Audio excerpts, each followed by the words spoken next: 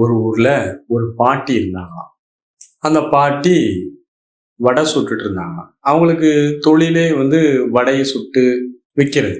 அவங்கள யாருடைய தயவையும் நாடாம சொந்தமாக உழைத்து அவங்களே வடை சுட்டு அதை என்ன செய்யறாங்களாம், வித்துட்டு வாழ்க்கையை நடத்திட்டு இருந்தாங்க அந்த பாட்டி. அப்போ அந்த பாட்டி வடை சுட்டுற இடத்துக்கு பக்கத்துல ஒரு மரம் இருந்துச்சு. அந்த மரத்துல ஒரு காக்கா உட்கார்ந்துச்சு.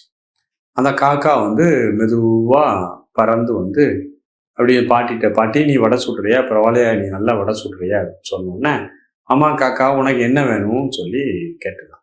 அப்போ காக்கா சொன்னதா, நானும் வடை சாப்பிடணும்னு ஆசைப்படுறேன் அப்படின்னோடனே பாட்டி என்ன செஞ்சாங்கன்னா, சரி உனக்கு நான் ஒரு வடை தாரேன், ஆனா வடை நான் உனக்கு என்ன செய்ய மாட்டேன், சும்மா தர மாட்டேன், நீ போய் வேலை பார்த்துட்டு வரணும், வேலை பார்த்தா நான் உனக்கு 10 ரூபா தரேன், 10 ரூபாய்க்கு உனக்கு 2 வடை கிடைக்கும் அப்படின்னு சொன்ன உடனே காக்கா, நான் வேலை பார்க்கறதா, ஆமா வேலை பார்க்காம எதுவுமே உலகத்துல யாரும் சாப்பிடக்கூடாது, ஓசியில எதுவும் சாப்பாடு கொடுத்தா அது வாங்கி சாப்பிடக்கூடாது, அது என்ன பழக்கம் இது, நம்ம வீட்டுல ஃபங்க்ஷன் வச்சிருக்கோம், விருந்து வச்சிருக்கோம், அப்போ அவங்களுக்கு என்ன செய்யலாம், சாப்பாடு போடலாம், சும்மா ஒரு ஆளுக்கு எதுக்கு எப்படி சாப்பாடு போட, நீ ஒரு காக்கா, நீ உழைக்காம எப்படி சாப்பிடலாம்னு நினைக்கலாம் அப்படின்னு பாட்டி அந்த காக்காட்ட கேட்டுதான். காக்கா சரி பரவாயில்ல பாட்டி, நீ என்ன வேலை சொல்றியோ நான் செய்யறேன் அப்படின்னா, இங்க இருந்து பறந்து போய் அடுத்த ஊர்ல உள்ள மரம் இருக்கும், அந்த மரத்துல போய் நின்று அங்க என் பேர பிள்ளைகள்லாம் விளையாண்டுட்டு இருக்கிறாங்க, அந்த விளையாட்டை பார்த்துட்டு அவங்க எப்படி இருக்காங்க, கரெக்டா விளையாடுறாங்களா, எங்க ஓடுறாங்களா, தண்ணிக்கிட்ட போறாங்களான்னு, பாதுகாப்பா இருக்காங்களான்னு பார்த்துட்டு ஒரு 1/2 மணி நேரம் கண்காணிச்சுட்டு என்கிட்ட சொல்லு அப்படின்னு.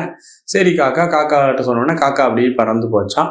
அங்க போய் உட்காந்து அந்த மரத்துல உட்காந்து எல்லாத்தையும் கண்காணிச்சுட்டு திருப்பி ஒரு 1/2 அன் ஹவர் கழிச்சு பாட்டிட்ட வந்தான்.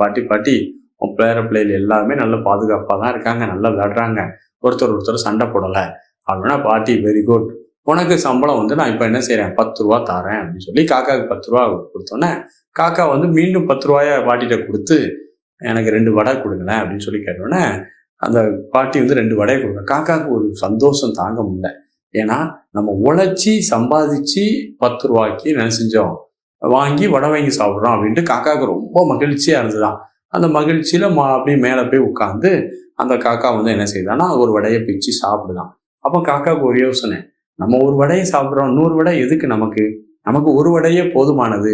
அப்போ என்ன செய்தான், காக்கா ஒரு எண்ணம் வருது, எல்லாருக்கும் பகிர்ந்து கொடுத்தா என்ன அப்படின்ட்டு காக்கா கான்னு கத்தி எல்லா காக்காவும் கூப்பிட்டு ஒரு வடையை கொடுக்குதான். மற்ற எல்லா காக்காவும் ஒரு வடையை பிச்சு சாப்பிட்டு போச்சான். ஸோ நம்ம உழைக்காமல் நம்ம எப்போதுமே அடுத்தவங்களை சார்ந்து இருக்கக்கூடாது.